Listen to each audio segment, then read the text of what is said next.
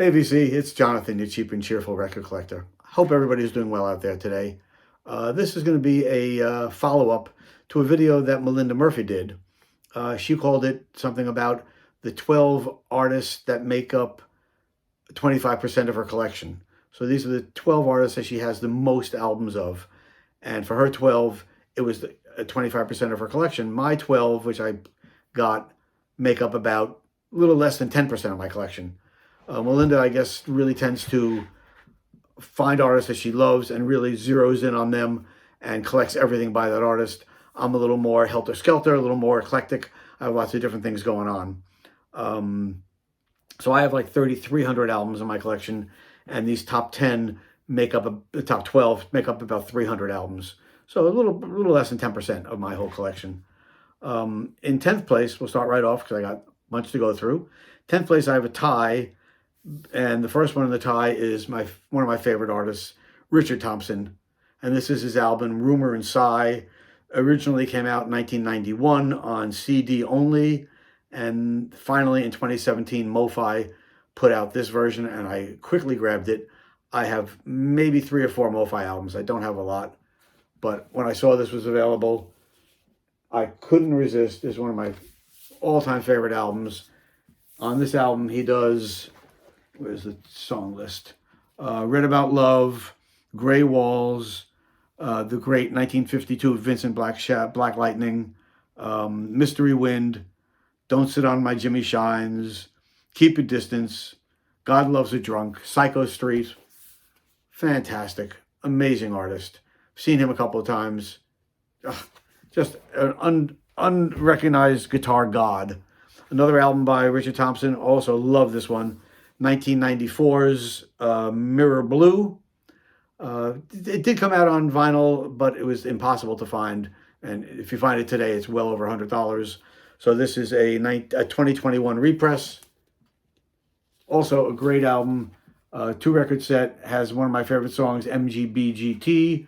Beeswing, which is my absolute #1 song by Richard Thompson. On clear vinyl. Maroon label. Richard Thompson, fantastic singer-songwriter and amazing guitar player. And tied at 10th place with Richard Thompson is the great, the one and only Tom Waits. This is his album, Nighthawks at the Diner. This was the first album I ever heard by him. I saw him the year before this, probably in 74, opening up for Bonnie Raitt at Avery Fisher Hall in New York City. Went to see Bonnie Raitt, and this guy comes out, and he was growling and playing the piano and guitar, and there was a bass player and a drummer, and it's like, I was like, who the heck is this guy? And I was smitten for the first time I heard him. Went out, found this album a year later, and this girl I was dating at the time had the album, really got into it. And you know all this album, Emotional Weather Report, On a Foggy Night, Eggs and Sausage, Better Off Without a Wife, Nighthawk Postcard, Warm Beer and Cold Women, and his great version of Big Joe and Phantom 309. Fantastic. Love Tom Waits. Also found another Tom Waits album. I'm going to show 2 of each artist, just to show a little different things. This is an album I picked up fairly recently. This was also recorded in 1975. And this is Tom Waits, Around Midnight, the Minneapolis broadcast, 1975. This is an unofficial release. And this is from 2018. And because it's the same period of time as Nighthawks at the Diner, he does most of the same songs. Emotional Weather Report, Eggs and Sausage, Better Off Without a Wife. He does have Old 55 on here and some other ones, but fantastic. Love Tom Waits. Love the old stuff. Love the new stuff. Just a fan for sure. Tom Waits. So those 2 albums, I have 18 records from each of those artists. In 9th place, I have 19 albums by this artist. And again, I can't keep repeating it. One of my favorites, Ry Cooder. And this is maybe my favorite album by him, Paradise and Lunch. This came out in 1974. This is an original.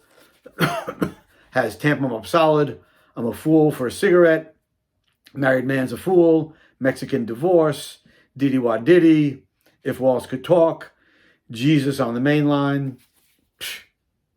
Just forget about it. Fantastic. One of my all-time favorite artists, great guitar player, and highly recommend this album by by Ry Cooder. Next one by Ry Cooder, another great album, but different from his other things. And this is his album he put out, very shiny cover, with Manuel Galban, and this is Mambo Sindondo, 2-record set. This originally came out in 2002, and this is a 2018 repress, numbered to 550. I got number 74, not that it matters, but album's almost all instrumental, if I remember correctly. I haven't heard it for a while. Almost all instrumental, and the music on here is just ridiculously good. So I would definitely, if you like that Spanish guitar, South American guitar, Brazilian guitar, this is it. Ry Cooder and Manuel Galban. Just great. Coming in at number 8 with 22 records by this artist. And it's the great Ella Fitzgerald. This is her Irving Berlin songbook. This originally came out in 1958. This is a 1986 repress. As you can gather from now, I don't mind represses as long as they're cleaned. Nothing in the middle really to see, but fantastic 2-record set, and does things by all Irving Berlin songs. You Can Have 'Em, I Don't Want 'Em, Putting on the Ritz, Top Hat and Whitetails, How Deep is the Ocean, Summertime, Heat Wave, I'm Putting All My Eggs in One Basket, It's a Lovely Day Today, and she ends up with I've Got My Love to Keep Me Warm. One of the great female vocalists of the 20th century, Ella Fitzgerald. Another one I have by Ella is recorded live at Newport Jazz Festival at Carnegie Hall, 1974. 73. For a couple of years, the Jazz Festival was kicked out of Newport, and they moved to New York City and put on concerts in New York. And that's where I saw Thelonious Monk in around 74. Yeah, it must be 74 at Carnegie Hall. Anyway, Ella Fitzgerald at Carnegie Hall, 1973. The first couple of songs has her original band, which is Tommy Flanagan on piano, Keter Betts on bass, Freddie Waits on drum, and Joe Pass on guitar. One side has the Chick Webb Orchestra, and the last one has the what they call themselves Jazz at Carnegie Hall All-Stars. So lots of great musicians with her. Another great album by Ella. And here she does, again, I've Got to Be Me, Miss Otis Regrets, Tisket to Tasket, Nice Work If You Can Get It, I Can't Get Started, Sea Jam Blues, Taking a Chance on Love. One of the absolute greatest female vocalists of the 20th century, without a doubt. Sorry, my records are falling here. I'm putting down, let me straighten these up so we don't have an accident. Okay. And coming in number 7 with 24 of their albums in my collection are... Now, this is the band that Melissa has more albums by this group than any other group, and they're only number 7 on my list. So, and it's the Beatles. This is Introducing the Beatles on VJ, released in 1964 in the U.S., originally released in England in 1963 as Please Please Me. And this is an original, not a bootleg or another copy that people put out. This is the most bootlegged album for a while that was ever made. But as far as I can tell, it is an original. The name of the Beatles and Introducing the Beatles are Above the Hole, It's a black VJ label. There's the VJ label. And from all my research, this is an original from 1964. Now, when the Beatles came out in 64, I was 15 years old, and I really wasn't that impressed. I was much more into folk music at the time, and for rock, I would listen to the Beatles, the Stones, and the Animals, and the Kinks. They were really what I was more interested in around that time. But in 1965, when the Beatles put this record out, Rubber Soul, I changed my mind, and I listened to this album for the first time, and I said, okay, these guys are more than just yeah, yeah, yeah. These guys are something else. This is an original 1965 mono pressing, Rubber Soul. Nothing needs to be said about this. Everyone knows this album. But this is the album that really turned me around for the Beatles. Because before then, it was like all the friends, their mothers liked the Beatles. They were so clean cut. And I was like much more, like I said, the Stones, the Animals, Kinks kind of guy. So that's number 7 with 24 records. Number 6 with 25 records each is a tie. And the first one in the tie will be, I've shown this one not that long ago, but I love it, so I want to show it again, is Dave Brubeck. And this is Time Outtakes. So the original album of Time Out, recorded in 1959, these are outtakes from that had never been released until 2020 when this album was released. So he has most of the songs from the album. Interestingly, there are 2 songs on the album that were done in one take, so there are no outtakes. This, we have Blue Rondo a la Turk, Strange Metal Lark, Take 5, 3 to Get Ready, Kathy's Waltz, and I'm in a Dancing Mood. And then there are a couple other songs I said that were not in the original album, because the original album, some of the songs were done in one take. But it's so great to hear songs you're so familiar with done in a similar but a little different way. And this is a great album. I love that one. Another Dave Brubeck album I picked up, which again I was looking for an original, couldn't find it. This came out and I grabbed it, and it's Dave Brubeck Impressions of Japan, Dave Brubeck Quartet. This is a Vinyl Me Please issue. I belonged to Vinyl Me Please for about a year, about 3-4 years ago.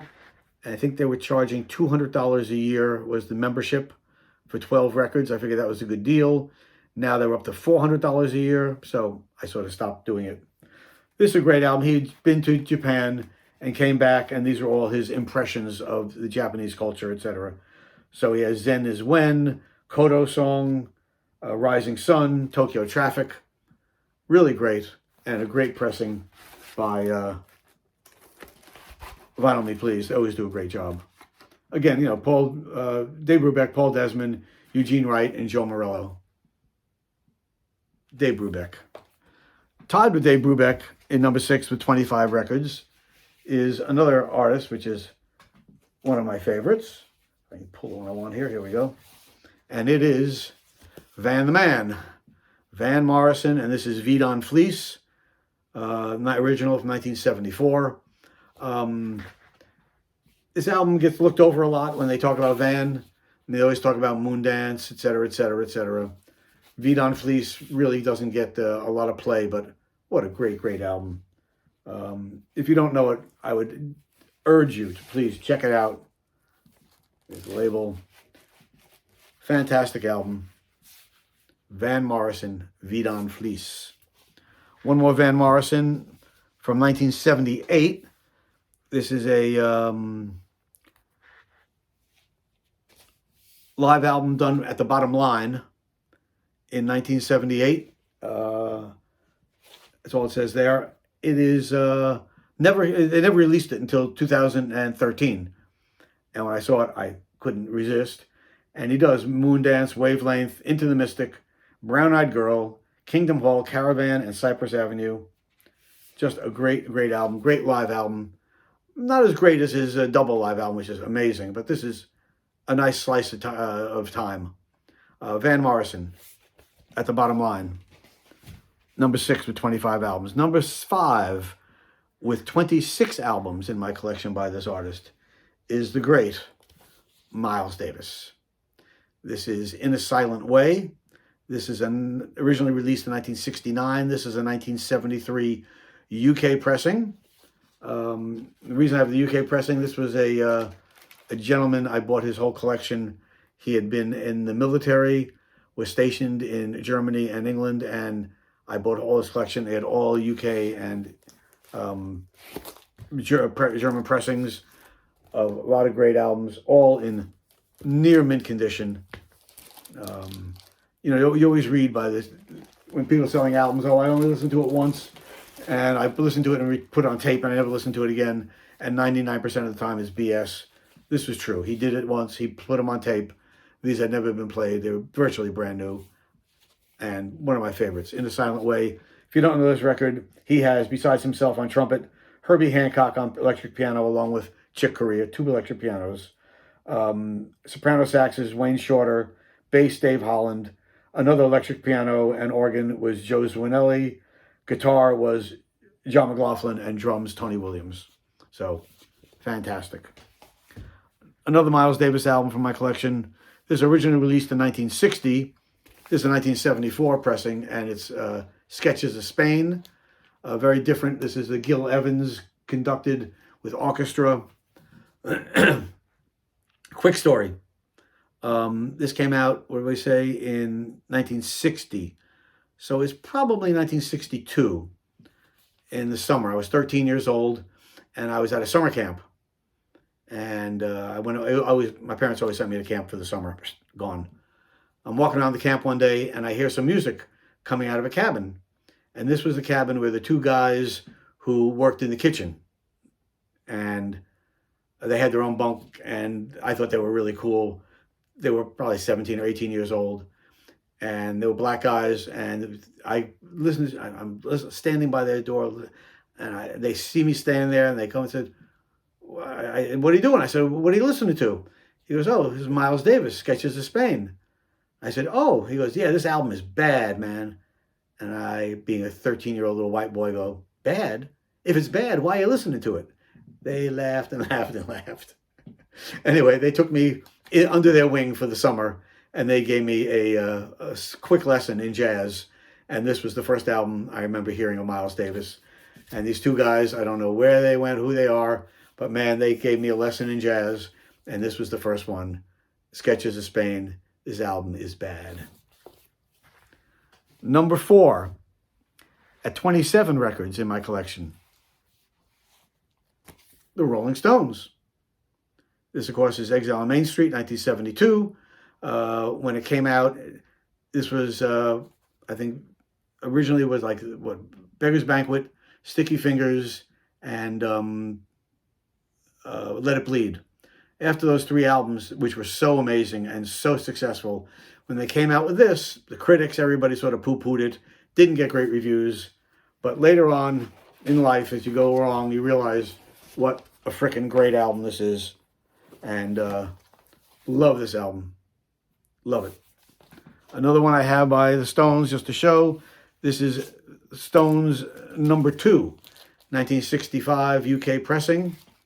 This came out in the US with different cover, different name. This is original mono pressing on Decca. When it came out, they rearranged the songs. This one, the UK pressing, has Everybody Needs Somebody to Love, Down Home Girl, You Can't Catch Me, Time Is on My Side, which I think they took off the US because they wanted to keep it as a single. What a Shame, Growing Up All Wrong, Down the Road a Piece, etc. Susie Q, Pain in My Heart, Under the Boardwalk. Fantastic. Rolling Stones, number 2, 1965 UK pressing. All right, top 3. In third place, with 29 records in my collection of this artist. This is my favorite musician in any genre, Thelonious Monk. I just can't say enough about Monk. I've said on my channel before, he is to me, the greatest musician of the 20th century. The term genius is thrown around a lot. I know, and there were many other geniuses in jazz, such as Louis Armstrong, Duke Ellington, Miles Davis, Charlie Parker, John Coltrane. But besides that, and Thelonious Monk. This is probably one of the first jazz albums I ever had. Not this copy. Originally released in 1958 when I was in high school. So you're talking 1966, 65. I had a copy of this, played it all the time. Gone many, many years ago. And I was very happy to be able to find in 2015. It's an OJC on the Riverside label. This is with Johnny Griffin on sax, Ahmad Abdul Malik on bass, Roy Haynes on drums. Recorded at the 5-Spot, August 1958. The great Thelonious Monk. Another album I have by Monk, of the 29 albums I have by Monk. This was originally recorded in 1968 by a janitor at a high school in Palo Alto, California. Was never released until 2020. And this is Monk at Palo Alto. Considering it was recorded by a janitor without any real experience of recording, it's a fantastic record. Great recording. And as Ruby, my dear, well, you needn't, don't blame me, Blue Monk, apostrophe, and I love you, sweetheart, of all my dreams. It's a fantastic album they put out. With it came a great little booklet, Palo Alto, with, where it is, there's my man Thelonious. So, fantastic. One of my absolute all-time favorite musician in any genre. The great Thelonious Monk. And that leaves us down to the top two. And in second place, with 33 albums in my collection by this artist, is the great Bob Dylan. This is his album Blonde on Blonde, my favorite album by Bob Dylan, and perennially in my top 10 albums of all time. Originally released in 1966. This is a 2008 Sundazed mono repressing. I know there are lots of other presses out there now. There's a MoFi, there's this, there's that. I'm real happy with this mono Sundazed copy. Sounds fantastic. And it has my all-time favorite song by Bob Dylan on here, Visions of Johanna. Also, of course, has Pledge of My Time, Rainy Day Women, I Want You, Memphis Blues Again, Leopard Skin Pillbox Hat, Just Like a Woman, etc., etc. Said I Lady of the Lowlands, but Visions of Johanna, that's my song, and this is Bob Dylan. Another one by Dylan, early one from 1963, never released at the time, and this is Bob Dylan in concert at Brandeis University, 1963, well before he went electric, so it's all folk-oriented, recorded May 10th, and he does Honey, Just Allow Me One More Chance, Talking John Birch, Paranoid Blues, Ballad of Hollis Brown, Masters of War, Talking World War III Blues, Bob Dylan's Dream, and Talking Bear, Mountain Picnic Massacre Blues. I love how they reproduce the Columbia things on the bottom. But a great album, really a snapshot in time of Bob Dylan in 1963. And the number one artist on my list, I'm sure you're all just can't bear the tension of what's number one. What does he have most albums of anybody? He's been for everybody. Well, who else could there be? Chairman of the board, Old Blue Eyes. Frank Sinatra, with 36 albums in my collection. This is his album. Songs for Swingin' Lovers. One of my absolute all-time favorites from 1956. This is an album my dad used to play all the time. This was his favorite album on the original gray Capitol label. I'm a big Sinatra fan. I do think he was the greatest male vocalist of the 20th century. He just had it all. This album was just so great. You Make Me Feel So Young. It Happened in Monterey. You're Getting to Be a Habit with Me. Old Devil Moon. Got You Under My Skin. Swinging Down the Lane. Frank Sinatra. And the last one I'm going to show, another Frank Sinatra album. This originally released in 1960, and this is Nice and Easy, which is how Frank always likes to take it. Nice and Easy. Such a great, great album. Nice and Easy, that old feeling, How Deep is the Ocean, I Got a Crush on You, Embraceable You, She's Funny That Way. Pfft. And this one, it comes in full dimension stereo. So that's it. 36 albums by Old Blue Eyes, chairman of the board, Frank Sinatra. And that's my top albums of amount of records I have by any particular artist. So Frank's number 1, Bob Dylan number 2, Monk 3, Rolling Stones 4, Miles Davis number 5. There you go. I hope you enjoyed this. If anybody else would like to pick up on this thread, that'd be great. Love to see what you collect and how many of each artist you happen to have in your collection. Thanks for watching. I appreciate all the new subscribers I've gotten, so I appreciate anybody who is watching and hasn't subscribed yet. Please subscribe, and if you liked what you saw, give me a thumbs up, and until next time, peace.